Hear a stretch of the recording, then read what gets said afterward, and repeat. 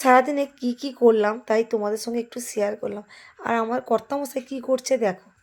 কেমন আছো? মাথার তো খুব ভালো আছো, আমিও খুব ভালো আছি। এখন থেকেই ব্লগটা স্টার্ট করলাম। এখন বাজে 9:30। আর দোকানে ছিলাম, দোকানে তোমাদেরকে দেখাতে পারিনি। আর এসেই করলাম, যেহেতু ফোনটা চার্জে ছিল তার জন্য আর করতে পারলাম না। আর একজন এই যে দোকানে বেরিয়ে যাচ্ছিলো, বলতে একটু সবজিটা কেটে দিচ্ছি, দেখতে পাচ্ছ। কারণ হচ্ছে দই স্কুলে যাবে, আর দেরি হয়ে গেছে।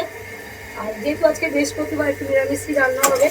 আর এখন উপর দিয়ে ছোলা, এই যে ছোলা আলু ভাজা, আর এই যে কাঁচা ছোলা। এই যে কুমড়োটা ভাজি, এটা আমাদের টুনটুনি বুড়ি স্কুলে যাওয়ার সময় খাবে।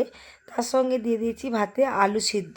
আলু সিদ্ধ দিয়ে আর কুমড়োটাকে বেশ 5 ফোড়ন দিয়ে ভেজেছিলাম, বেশ খেতে মজা লাগছিলো। তাতে দিয়েছিলাম শুকনো লঙ্কা ভেজে আর গরম তেল দিয়ে মাখিয়েছি। আর মেয়েটা পড়ে আসলে তো একদম টাইম পায় না, এত মানে স্কুলে যাওয়ার তাড়া থাকে। তাই আমি কি করি, যখনই স্কুলে যাওয়ার সময় আমি একটু মাখিয়ে খাইয়ে দিই। ওর সাথে সাথে আমিও 1-2 গাল খেয়ে নিই, কারণ হচ্ছে গরম ভাত খেতে আমার ভীষণ ভালো লাগে, কিন্তু সময়ের অপেক্ষায় গরম ভাত সবসময় আমি খেতে পারি না। দুপুরবেলা হয়তো 3টের সময় ভাত খাই বা 2টোর সময়, এখন আবার মানে 12টার সময় খেয়ে যাচ্ছি অফ সিজন বলে। যখন সিজন খুলে যাবে আর তো হবে না। ঠিক আছে বন্ধুরা, ওকে ওকে খাইয়ে দিই। আর এই যে ভিডিওটা দেখতে পাচ্ছ, এটা কিন্তু দুপুর 12টার ভিডিও, 12টা বলছি ভুল, 1টার ভিডিও। আমি আজকে মেনু করেছিলাম পালং কচুর ঘন্ট আর কুমড়ো দিয়ে, আর করেছিলাম পটল আলুর তরকারি। আর বেশি কিছু রান্না করিনি, যেহেতু বৃহস্পতিবার, মাছ টাছ আজকে আর হয়নি। আর অঘ্রাণ মাস আর পৌষ মাসটা কিন্তু আমরা পালই। আর অন্য অন্য বৃহস্পতিবার পালা হয় না, কারণ সবসময় বাজারে থাকি, কখন কি খেয়ে ফেলি, ওই জন্য পালা হয় না। আর পালং কচুটা না, একদম ছোট ছোট পালং এনেছিলাম, এত সুন্দর লেগেছিলো। দেখো, ওই আমার থালাটা দেখেই নিশ্চয়ই বুঝতে পারছো আমি বেশ পরিষ্কার করে ভাত খাচ্ছি। আর তোমরা কে কোথা থেকে দেখছো অবশ্যই কমেন্ট করবে। আর যারা যারা এখনও ফেসবুকের আইডিটাকে এখনও ফলো করোনি, প্লিজ করো। আর যারা আমার ইউটিউব থেকে দেখছো তারা একটু সাবস্ক্রাইব করে দিও, কেন আমি তোমাদের ভালোবাসা পেতে চাই। আর জানি না কতটা ভালো করছি কি কিংবা করছি না, তোমরা কমেন্ট করলেই আমি জানতে পারবো। কিন্তু তোমাদের কমেন্টের অপেক্ষায় আমি থাকলাম। আমাকে এইভাবে একটু ভালোবেসো। আগের থেকে আমি মাঝে মাঝে ভাবি ব্লগ দেবো না, কিন্তু তোমাদের ভালোবাসায় প্রত্যেক দিন দিতে বাধ্য থাকি, মানে বাধ্য হই।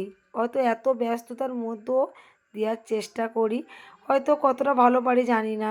আর এই যে ভাত খাচ্ছি, মুখে দেখো না রোদ পড়েছে, বারান্দায় খাচ্ছি। আর টিভি দেখতে দেখতে খাবার মজাটাই আলাদা ছিল, কিন্তু যেহেতু টিভি দেখার টাইম পাই না বলে আর দেখাই হয় না।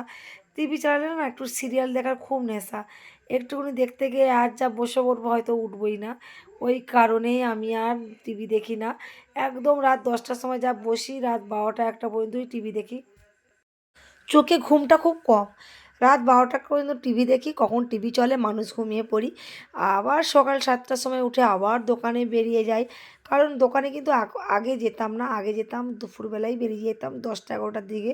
কিন্তু এখন একটু তাড়াতাড়ি যাই, কেন জানো কি, সকালবেলা যদি 2 টাকা ইনকাম হয় সেটা আমারই থাকবে, ওই কারণেই সেই চিন্তাধারা করেই চলে যাই। 7:30 8টার মধ্যেই বেরিয়ে যাই, তারপরে আবার চলে আসি 10টার দিকে, তারপরে আবার যাই 12টার সময়, একদম দোকান বন্ধ করে 9টা 10টার সময় চলে আসি। মানে বাড়িতে কমই থাকি, একটু দোকানে বেশি টাইম দিই। হয়তো তোমাদেরকে ভিডিও দিতে পারি না যে দোকানে থাকি বলে, কারণ কি বলতো, ক্যামেরা যখন চালাই না, কাস্টমাররা থাকে, ওরা একটু হাসাহাসি করে, ওই জন্যে আর বেশি দেখাতে পারি না। ও মানে কী বলতো, অনেক হয়তো যখন ফেমাস হয়ে যাব বা সবার কাছে পরিচিত হয়ে যাব, তখন অবশ্যই মানে কাস্টমাররাও আমার সঙ্গে ভিডিও তোলার জন্যে আগ্রহ হবে, আর হাসাহাসি করবে না। ওই কারণে কী বলতো, ফোনটাও বার করাই না, লজ্জা লাগে, ওই কারণে কিছুই করতে পারি না। তোমাদের সঙ্গে গল্প করতে করতে খাওয়া হয়ে গেছে, এই যে বেরিয়ে পড়লাম দোকানে। আজকে না একটু লেট হয়ে গেছে গো, বাড়িতে একটু কাজ করছিলাম, তাই দেখো চুল টুল ছেড়ে নিচ্ছি। আর আমার চুল ছানা মানে সবসময় ঢিপি করে না, এই যে ঢিপি করে নিলাম, কাজ হয়ে গেল। চলো এবার একটু সেন্ট মেখে নিলাম, আমি না একটা গোল্ডি সেন্ট এনেছি, আর গোল্ডি সেন্টটা ভীষণ সুন্দর গন্ধ, এত সুন্দর বলার মতো না। না চলো, আমি এবার দোকানের পথে রওনা দিচ্ছি। কালকের একটা ভালো ভিডিও নিয়ে চলে আসবো তোমাদের মাঝে। আর তোমরা আমাকে এইভাবেই ভালোবেসে যেও। আর আজকের এখানে রাখলাম, কালকের আবার আসবো, টাটা।